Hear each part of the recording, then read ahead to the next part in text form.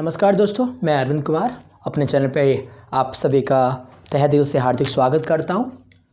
आज हम लोग सुभाषित रत्नानी, जो कि मैंने आपसे कहा फर्स्ट पार्ट में हम लोग 1 to 5, सेकंड पार्ट में 5 to 10 हम लोगों ने श्लोक के हिंदी अनुवाद सीख लिए। ठीक है, आज मैं आपके बीच 11, 12, 13, 14 और 15 ये 5 श्लोक का हिंदी अनुवाद करने के लिए आपके बीच आज उपस्थित हूँ। ठीक है भाई, आप सभी को पता है ना, एक बार मैं फिर से रिमाइंड करा दूं। आप सबसे पहले क्या लिखेंगे? संदर्भ। ठीक है, संदर्भ में क्या लिखेंगे? प्रस्तुत श्लोक हमारी पाठ्य पुस्तक संस्कृत दिग्दर्शिका के, अगर चैप्टर का नाम आपका जो भी है, ठीक है, यहाँ पर जो हम पढ़ रहे हैं वो तो सुभाषित रत्नानी है, तो हम नाम लिखेंगे संस्कृत दिग्दर्शिका के सुभाषित रत्नानी नामक पाठ से उद्धृत है। ठीक है ना। उसके बाद आप क्या करेंगे? मैंने आपसे कहा था 2 श्लोक आपके बोर्ड एग्जाम में रहेंगे, 2 श्लोक में से किसी एक श्लोक का आपको हिंदी अनुवाद करना है। ठीक है ना। चलिए मैं स्टार्ट करता हूँ। कामाने दुग्धे विप्रकर्षति लक्ष्मी कीर्तिहा सुते दुष्कृतम या हिनस्ते शुद्धाम शांताम मात्रम मंगलानम धेनुअम धीरा सुनृता बाचमहु। देखिए भाई, अगर हम इसको अर्थ निकालें, कामाने दुग्धे मतलब सभी इच्छाओं को पूरा करने वाली, विप्रकर्षति लक्ष्मी मतलब आलक्ष्मी को दूर करने वाली। आलक्ष्मी को दूर करने का मतलब है दरिद्रता से। ठीक है, दरिद्रता को दूर करने वाली। कीर्तिया सुते मतलब कीर्ति को बढ़ाने वाली। कीर्ति मतलब यश, यश मतलब सम्मान, मान सम्मान। दुष्कृते या हिनस्ते और पाप का नाश करने वाली। ठीक। शुद्धम मतलब शुद्ध, शांतम मतलब शांत, मात्रम मंगलानम मतलब समाज का, संसार का कल्याण करने वाली। धेनुआ मतलब गाय, धेनुआ धीरा मतलब गाय कहा गया है। सु माने सुंदर, नृता माने प्रिय, बाष्महु माने बाड़ी को।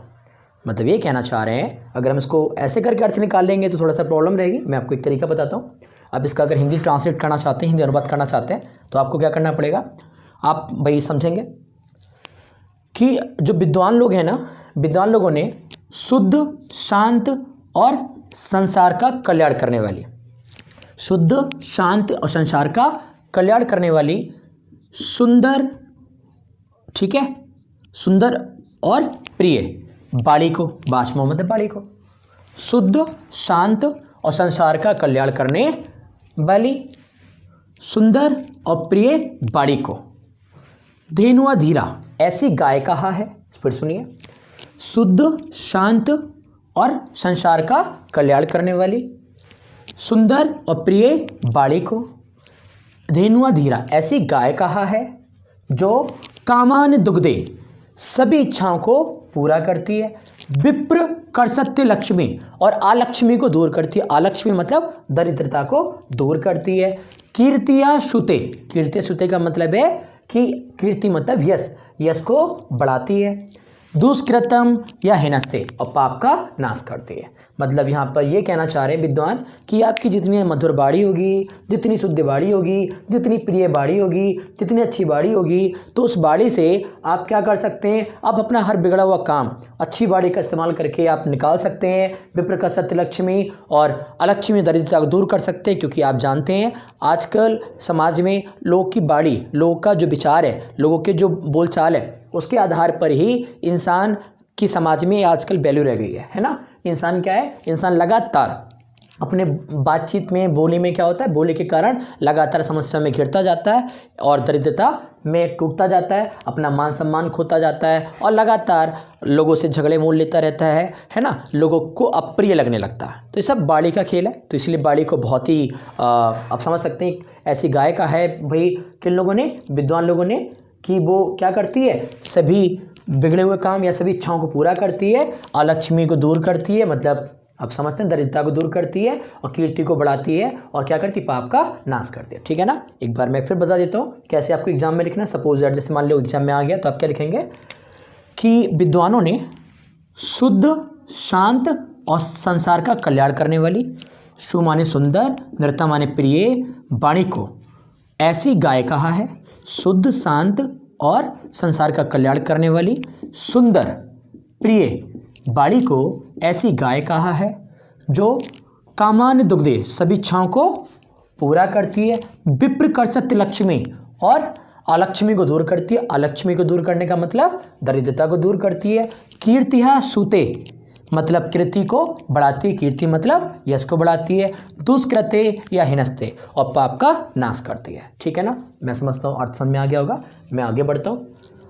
आप श्लोक नंबर 12 पे देखिए। प्रलाति, प्रलाति मतलब प्रसन्न करने वाला, या माने जो प्रसन्न, प्रणाति मतलब प्रसन्न करे, या माने जो सुचरिते, सु माने सुंदर, चरित्र माने चरित्र से मतलब आचरण से, पितरम पिता को, सपुत्रो ऐसा पुत्र, क्या कहना चाह रहा है, जो सुंदर आचरण से अपने पिता को प्रसन्न करे, जो सुंदर आचरण से अपने पिता को प्रसन्न करे, ऐसा पुत्र, सपुत्र मतलब ऐसा पुत्र। ठीक है। यद भर्तुरेव हित मिच्छति तत्कलत्रम, यद माने वह, भर्तुरेव, भर्तुरेव भर्तुरेव मतलब अपने पति को, पति का ही हित मिच्छन्ति हित चाहती हो, तत्र कलत्रम ऐसी स्त्री, मतलब जो केवल अपने पति का ही क्या चाहती हो, भला चाहती हो, हित चाहती हो, ऐसी स्त्री। फिर समझिए, जो सुंदर आचरण से अपने पिता को प्रसन्न करे, ऐसा पुत्र, जो अपने पति का ही हित चाहे, ऐसी स्त्री। तान्मित्र मापदे सुखे चा समक्रियाम यदम, देखिए भाई इसमें क्या निकल रहा है, तान्मित्र, ये मित्र लिख रहा है ना, मित्र, और मापदी का मतलब आपदा से बात कर रहा, ऐसा मित्र जो आपदा और सुख, आपदा सुख का मतलब है परेशान, मतलब दुख और सुख में, च समक्रियम यद आपके साथ हमेशा सदैव एक जैसा बना रहता हो, ऐसा मित्र जो दुख में और सुख में, समक्रियम यद आपके साथ कैसा बना रहता हो, समान बना रहता हो। यत तत्रियम मतलब ये तीनों जगत मतलब संसार में, पुण्यकृत मतलब पुण्य करने वाले, लाभंत्य मतलब पुण्य करने वाले को ही नसीब होते हैं, मतलब हासिल होते हैं, मतलब पाते हैं, पुण्यशाली व्यक्ति को ही मिलते हैं। क्या कहना चाह रहे हैं कि भाई, क्या कहना चाह रहे, देखिए भाई कितना प्यारा सा इसका अर्थ है। कहना चाह रहे कि जो अपने सुंदर आचरण से अपने पिता को प्रसन्न करे, ऐसा पुत्र, जो अपने पति का ही हित चाहे, ऐसी स्त्री। तन्मित्र मापदी मतलब ऐसा मित्र जो आपदा, आपदा मतलब परेशानी मतलब दुख में, सुखे मतलब सुख में, ससमक्रियाम यद हमेशा एक जैसा बना रहे आपके लिए।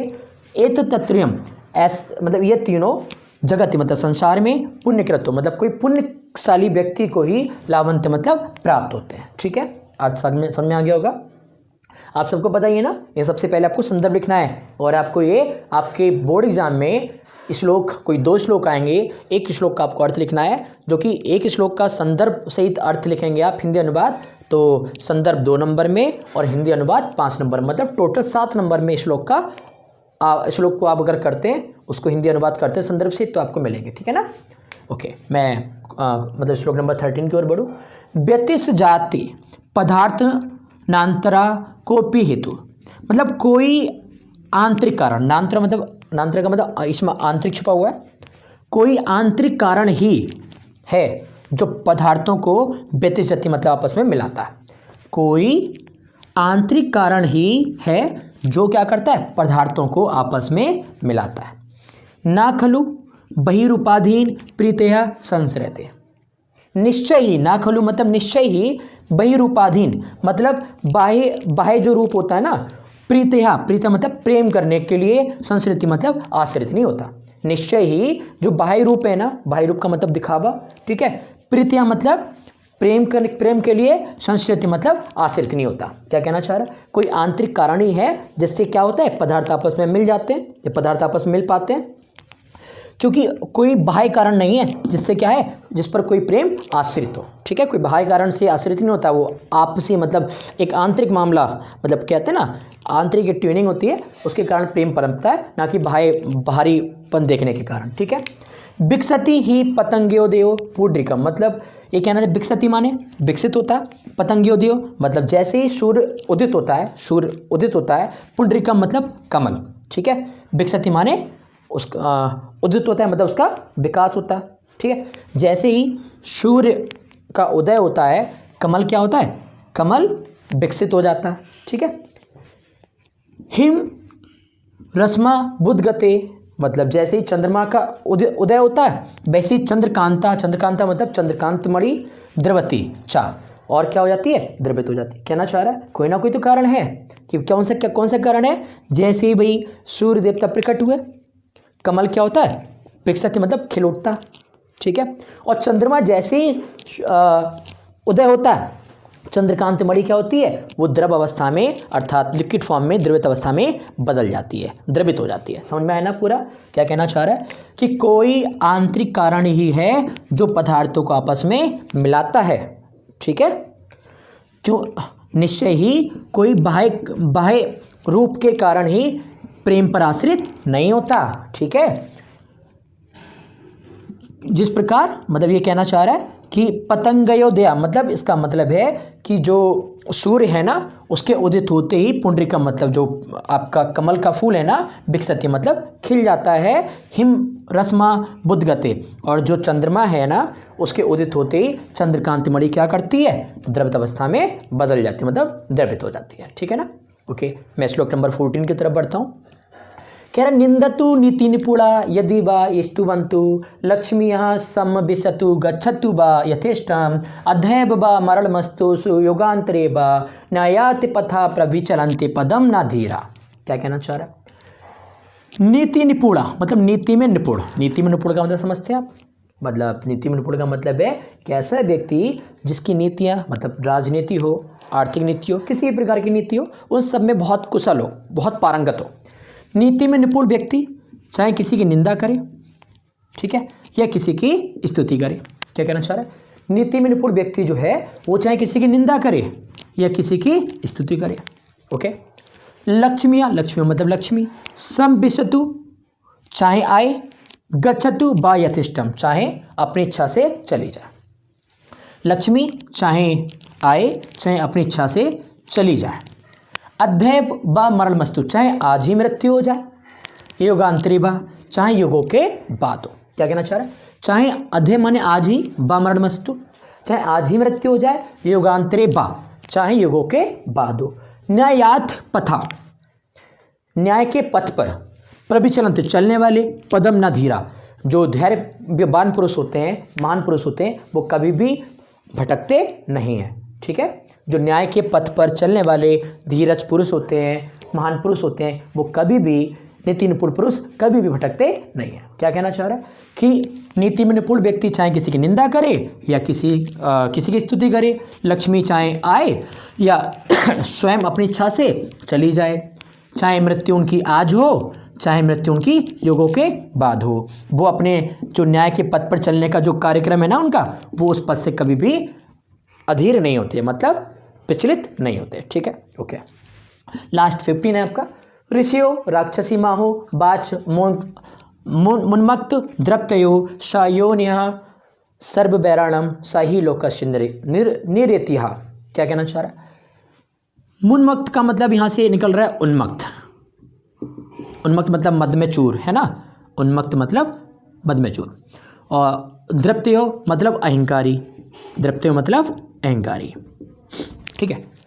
मतलब उन्मत्त और अहंकारी बाड़ी को, मतलब बाच मतलब बाड़ी को, विद्वानों ने क्या करा, विद्वानों ने उन्मत्त और अहंकारी बाड़ी को राक्षसी बाड़ी कहा है। ऋषियों जो ऋषि मुनि है ना, ऋषियों ने क्या किया, ऋषियों ने उन्मत्त और अहंकारी बाड़ी को राक्षसी बाड़ी कहा है। क्यों कहे भाई, जो ऋषि मुनि है उन्होंने क्या करा, जो उन्मत्त मतलब मद में चूर, नशे में चूर है ना, अहंकारी मतलब घमंड वाली जो बाड़ी होती है ना, उसको कौन सी बाड़ी का है, राक्षसी बाड़ी का है। क्यों का है, सयोनी क्योंकि वह जन्म देती है, सर्व बैराणम सभी प्रकार के बैरों को, सभी प्रकार की बैरों को मतलब सभी प्रकार की समस्याओं को, सा ही लोकस निर्यति है, और जिसके कारण संसार क्या होता है, बार बार समस्याओं में आ जाता है। मतलब संसार में क्या है, नृत्य मतलब समस्याएं, मतलब समझ सकते हैं, मतलब जो बैर हैं, समस्याएं हैं, परेशानियां, वो सब सांसारिक परेशानियों का कारण कौन है, सांसारिक परेशानियों का जो जन्म कहाँ से होता है, सही बैरों का जन्म कहाँ से होता है,